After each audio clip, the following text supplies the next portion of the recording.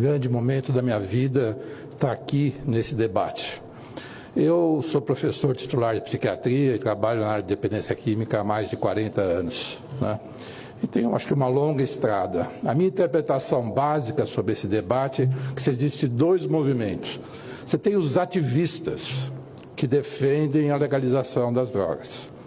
E os ativistas são legítimos, são os principais jornais do país, Folha de São Paulo, o Globo, a própria Rede Globo, né, a mídia na internet. Você tem um grande segmento da sociedade, grande, mas bastante minoritário, que defende a legalização das drogas. E esse ativismo pela legalização, no meu julgamento, contaminou o Supremo Tribunal Federal. Eu, como um professor já com anos, me deu o trabalho de ler os votos dos ministros do Supremo Tribunal Federal. É tecnicamente inqualificável. Eu, por ter PhD em psiquiatria pela Universidade de Londres, eu me sinto envergonhado que as nossas leis sejam baseadas nas pesquisas mencionadas nesses votos dos ministros do Supremo Tribunal Federal, que, do meu modo de ver, está dentro de um ativismo que está absolutamente em descompasso com as famílias do Brasil e com a própria ciência. Eu falo da família porque eu tive a oportunidade de fazer 2 levantamentos nacionais com a amostra probabilística da população brasileira, então a amostra que representa a população brasileira, e 85% das famílias são contra qualquer tipo de legalização das drogas no Brasil. Até mesmo as pesquisas do Datafolha mostram que mais de 70% da população brasileira é contra a legalização das drogas. E mesmo entre os jovens, também os números estão nessa direção. Mais ou menos 70% dos jovens são contra a legalização das drogas. Por que as famílias e os profissionais como eu, que estão na linha de frente, cuidando dos dependentes químicos e suas famílias, são contra?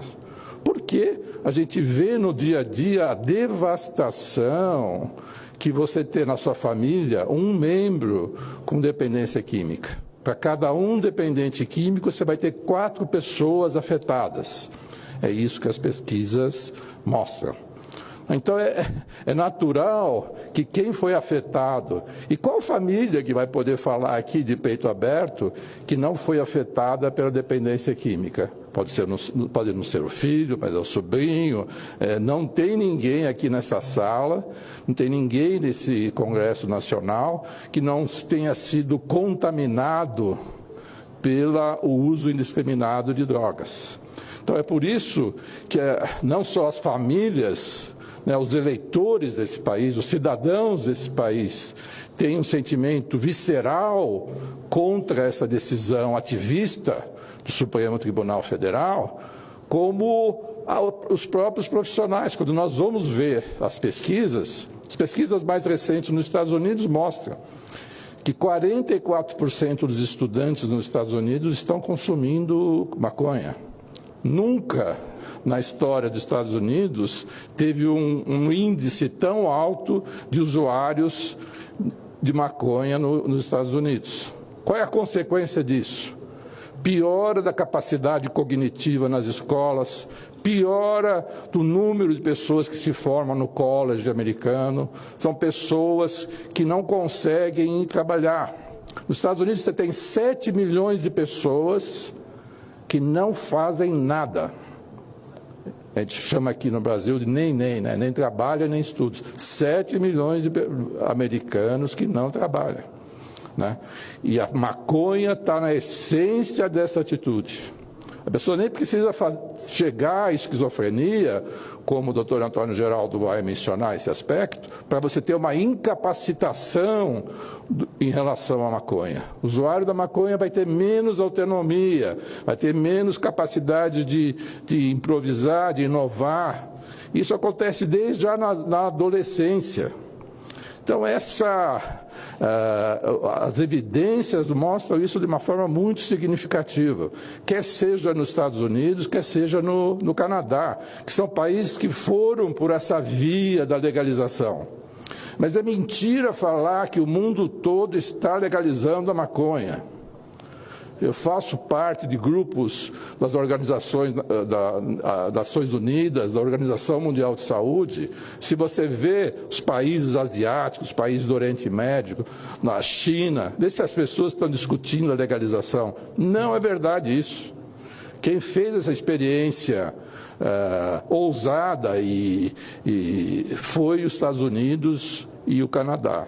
Mas basta olhar nos números dos Estados Unidos e do Canadá para você ver o absurdo que é caminhar na legalização. Não só o aumento do consumo nos adolescentes, as consequências já que se medem do consumo desse grupo social, né? E aquilo que foi falado pelo deputado Osmar Terra, o aumento do tráfico. O tráfico não parou. O tráfico continua, porque alguém que monta uma loja de maconha nos Estados Unidos, ele paga impostos e tudo mais, mas o tráfico continua vendendo na esquina sem pagar impostos e com maconha de concentrações muito mais fortes.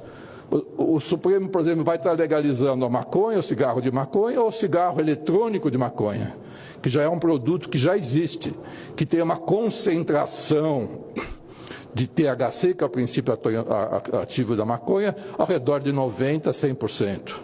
É um mercado complexo, que aí que quando eu olho nos votos dos ministros do Supremo, só posso ter vergonha.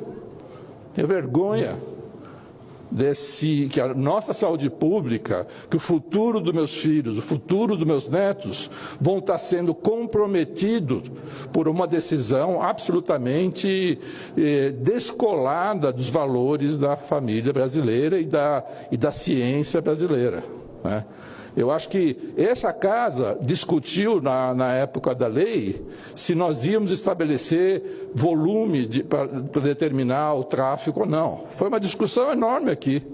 Eu tive o privilégio, mais uma vez, de participar. E foi decidido que não iria se determinar o número, a quantidade de droga para determinar porte ilícito ou não.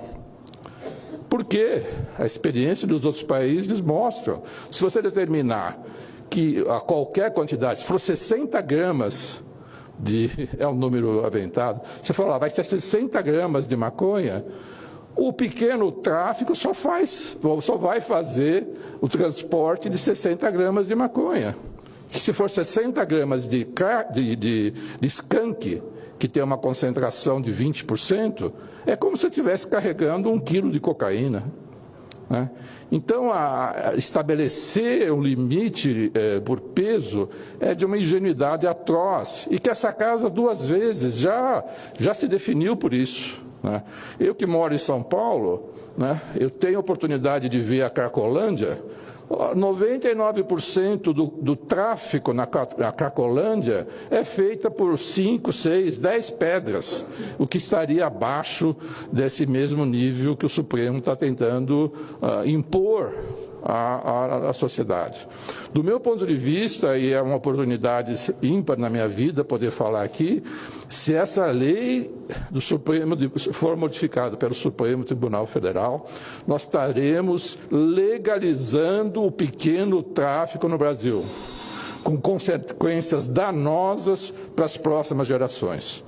Eu agradeço a atenção dispensada, espero que o Congresso Nacional, eu acho que tenha que ter coragem, na realidade, de poder enfrentar o Supremo Tribunal Federal e, se for o caso, faça o plebiscito, que eu tenho certeza que nós vamos estar ao redor de 80% da população brasileira contra essa legalização.